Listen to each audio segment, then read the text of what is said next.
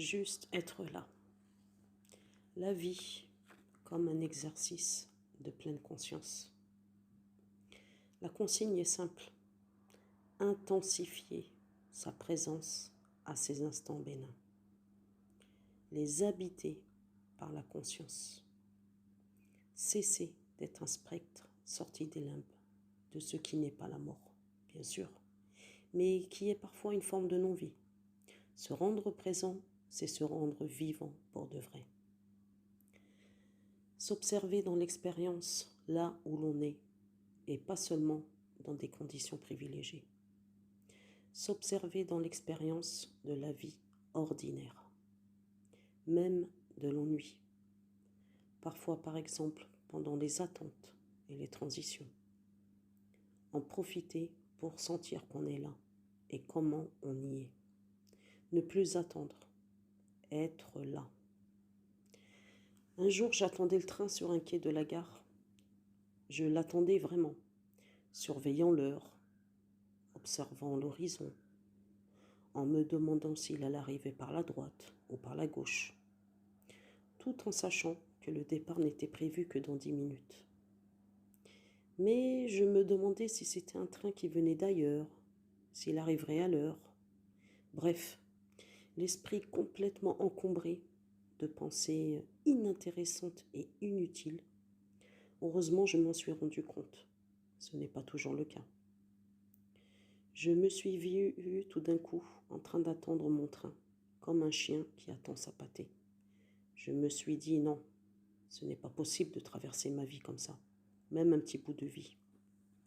Alors j'ai songé aux exercices de présence au monde. N'oublie pas que tout esprit est façonné par les expériences les plus banales. Dire qu'un fait est banal, c'est dire qu'il est de ceux qui ont le plus concouru à la formation de tes idées essentielles.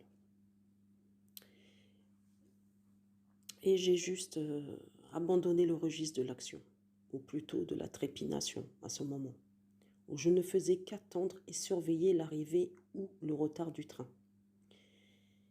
Donc je suis passé sur le registre de la présence. J'ai laissé tomber la montre, l'horizon, du bout des rails. Et j'ai tourné mon attention sur ma respiration. La façon dont je me tenais, je me suis doucement redressée. J'ai ouvert mes épaules, puis j'ai aussi ouvert mes oreilles. J'ai écouté les sons de la gare, les rumeurs, le bruit des roues sur les rails, les dialogues d'oiseaux. J'ai observé la lumière, les mouvements lents d'un train de marchandises là-bas, tout au bout des quais.